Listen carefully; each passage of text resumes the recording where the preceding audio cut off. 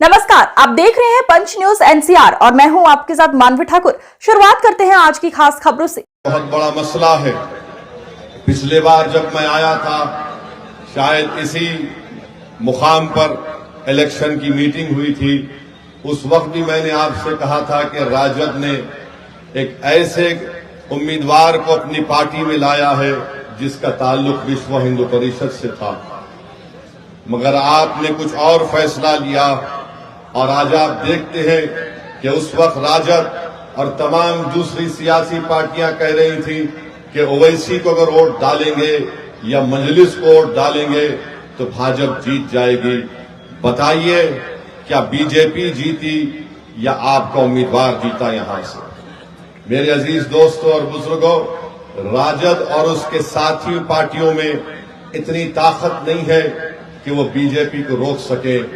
अगर तेजस्वी यादव और उस अलायंस के जिम्मेदार लोग वाकई में बिहार में दोबारा नरेंद्र मोदी की पार्टी के शख्स को मुख्यमंत्री बनाने से रोकना चाहते हैं, तो मैं आज फिर से कह रहा हूं, आओ मजलिस इत्तेहादुल मुस्लिमीन से हाथ मिला लो।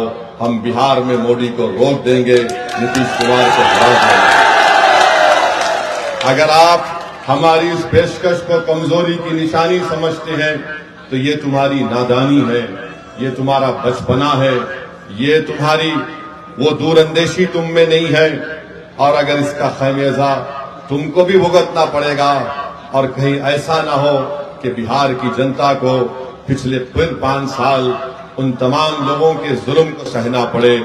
मजलिस ने दिल खोल कर और पूरे इखलास के साथ लालू प्रसाद यादव साहब को और तेजस्वी यादव को खत लिखकर कहा कि आओ हमको सिर्फ 6 सीट दे दो। 5 हमारे विधायक एमएलए तो पिछली मर्तबा कामयाब हो चुके थे, बावजूद इसके कि हमारे 4 विधायक को राजद ने खरीद लिया। उन बेईमानों ने अपनी जमीर को बेचकर अवाम को धोखा किया।